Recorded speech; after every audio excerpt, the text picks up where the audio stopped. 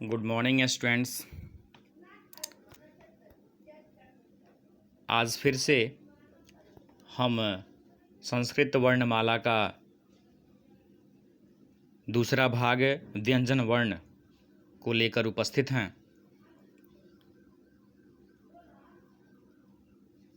संस्कृत वर्णमाला का पहला भाग इसके पहले वाले वीडियो में जारी कर दी गई है। मैं आशा करता हूं कि आप लोग उस वीडियो को कंप्लीट रूप से बढ़िया तरीके से अच्छे तरीके से समझ पाए होंगे। इस वीडियो को शुरू करने के पहले मैं आप लोग को एक अनिवार्य महत्वपूर्ण सूचना देना चाहता हूं कि वैसे लोग जो भी इस ग्रुप से हट चुके हैं, खुद छोड़ चुके हैं, क्लोज कर दिए हैं अपने मोबाइल के द्वारा, तो वे लोग ऐड हो जाएं। नहीं तो पेरेंट्स के पास हम फ़ोन करके इसके पूरे तहकीकात के बारे में, पूरे मामले के बारे में मैं पूछूंगा। यदि विद्यार्थियों में कमी होगी तो उन कमी के चलते फिर आपको परेशानी होगी कि आपका सिलेबस पीछे हो जाएगा। और यदि वैसे पेरेंट्स जो कि बिना पढ़े ध्यान दिए इस ग्रुप को ऐसे ही छोड़ चुके हैं, वे लोग फिर से इस ग्रुप में ऐड हो जाएं ताकि आपके बच्चे का सिलेबस जो है पीछे ना हो जाए, किसी भी तरह की परेशानी ना हो। चलिए, तो आज का जो चैप्टर है वो है व्यंजन वर्ण। यहाँ पे जैसा कि आप लोग के सामने दिखाई दे रहा है व्यंजन वर्ण। अब हम शुरू करते हैं व्यंजन वर्ण के बारे में।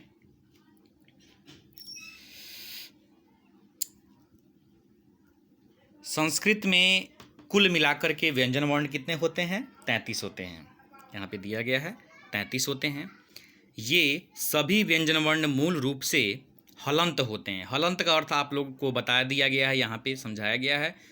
नीचे हलंत दिया गया यानी आधा अ। हलंत का मतलब होता है आधा, अर्थात आधे होते हैं। स्वरों के सहयोग के बिना व्यंजनों का उच्चारण जो होता है वो संभव नहीं हो पाता है। आप सभी को मालूम ही होगा, जो कि हिंदी में पढ़े होंगे आप लोग, वर्णमाला में समझाया भी गया होगा पहले।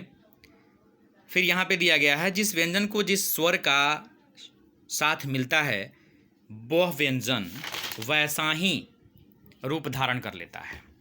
वह व्यंजन क्या करता है? वैसा ही रूप धारण कर लेता है और उस व्यंजन का उसी स्वर के अनुरूप उसका उच्चारण क्या होता है? किया जाता है। फिर यहाँ पे पढ़ना है, तो अभी आप लोगों ने क्या पढ़ा? व्यंजन कितने होते हैं संस्कृत वर्णमाला में? कुल मिलाकर के 33 होते हैं, 33। व्यंजनों को 3 भागों में बांटा गया है। इसके 3 प्रकार हैं। पहला है स्पर्श व्यंजन, दूसरा है अंतस्थ व्यंजन और तीसरा है ऊष्म व्यंजन। तो सबसे पहले हम लोग समझेंगे स्पर्श व्यंजन के बारे में। स्पर्श व्यंजन किसे कहते हैं?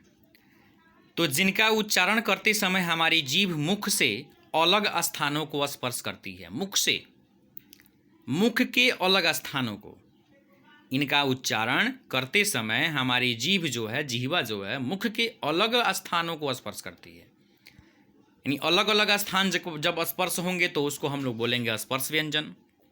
जैसे यहाँ पे दिया भी गया है स्पर्श व्यंजन कितने होते हैं। तो क वर्ग, क वर्ग का मतलब होता है क से लेकर के अंग तक। च वर्ग, ट वर्ग, त वर्ग, प वर्ग, यानी क वर्ग से लेकर के प वर्ग तक के जितने भी वर्ण इसके अंतर्गत आते हैं ये सभी आपके स्पर्श व्यंजन कहलाते हैं। फिर आगे है कि एक चीज़ और इसमें मैं बता दूं आप लोगों को कि स्पर्श व्यंजनों की संख्या कितनी होती है? 25। इसको जब काउंट कीजिएगा पूरे वर्णों को तो ये कुल मिलाकर के 25 होंगे। और ये ऑब्जेक्टिव का बहुत ही अच्छा क्वेश्चन है, इसलिए यहाँ पे मैं लिख दिया हूँ। अर्थात स्पर्श व्यंजनों की संख्या कितनी होती है? 25 होती है। फिर यहाँ पे तीसरा टॉपिक सेकंड है। दूसरा टॉपिक अंतस्थ व्यंजन। अंतस्थ व्यंजन कितने होते हैं, कौन कौन से होते हैं? तो य, र, ल, व। य, र, ल, व ये 4 वर्ण जो होते हैं अंतस्थ व्यंजन कहलाते हैं। क्यों कहलाते हैं? क्योंकि ये न ही स्वर हैं और ना ही व्यंजन, इनको बीच में रखा गया है, अर्थात उसके मध्य में रखा गया है। य, र, ल, व ये चारों जो ऐसे वर्ण हैं जिनको ना ही स्वर कहा जाता है और ना ही व्यंजन कहा जाता है, इसलिए इनको कहा गया है क्या? अंतस्थ व्यंजन। फिर यहाँ पे दिया गया है ऊष्म व्यंजन। तालब श, फिर यहाँ पे क्या है मूर्धन्य श, दंत श, ह। ये 4 वर्ण जो होते हैं ऊष्म व्यंजन के नाम से जाने जाते हैं। अब ऊष्म व्यंजन किसे कहते हैं यहाँ पे मैं डिनोट कर दिया हूँ नीचे, क्योंकि इनका उच्चारण करते समय गर्म वायु मुख से निकलती है। यदि आप लोग इसको प्रैक्टिकली कीजिएगा, पढ़िएगा ध्यान से, ध्यान दीजिएगा पढ़ते समय में, तो आपको पता चलेगा कि इनका उच्चारण करते समय आपके मुख से जो है वो क्या होगी, गर्म वायु निकलेगी, जिसके कारण इनको क्या नाम इनका नाम क्या रखा गया है, ऊष्म व्यंजन रखा गया है। फिर यहाँ पे संयुक्ताक्षर है। संयुक्ताक्षर का मतलब संयोगी छ, त्र, ज्ञ, यानी ये 3 वर्ण जो होते हैं ये क्या हैं, आपके संयुक्ताक्षर हैं। ठीक है। अब संयुक्ताक्षर क्यों कहते हैं, क्योंकि इनका निर्माण 2 व्यंजनों के मिलने से हुआ है। इनका निर्माण जो है 2 व्यंजनों के मिलने से हुआ है, इसीलिए इनको हम किस नाम से जानते हैं, तो संयुक्ताक्षर वर्ण के नाम से जानते हैं, संयुक्ताक्षर के नाम से जानते हैं। यहाँ पे जैसे कि दिया गया है, और ये आप बढ़िया से इसको कंप्लीट कर लीजिएगा, क्योंकि ये ऑब्जेक्टिव का बहुत ही महत्वपूर्ण क्वेश्चन है। क हलंत जोड़ श हलंत बराबर होता है क्या, संयुक्ताक्षर छ, जिसको हम लोग छ के नाम से जानते हैं। फिर यहाँ पे त हलंत जोड़ र बराबर त्र होता है, और ज हलंत जोड़ इय बराबर होता है ज्ञ।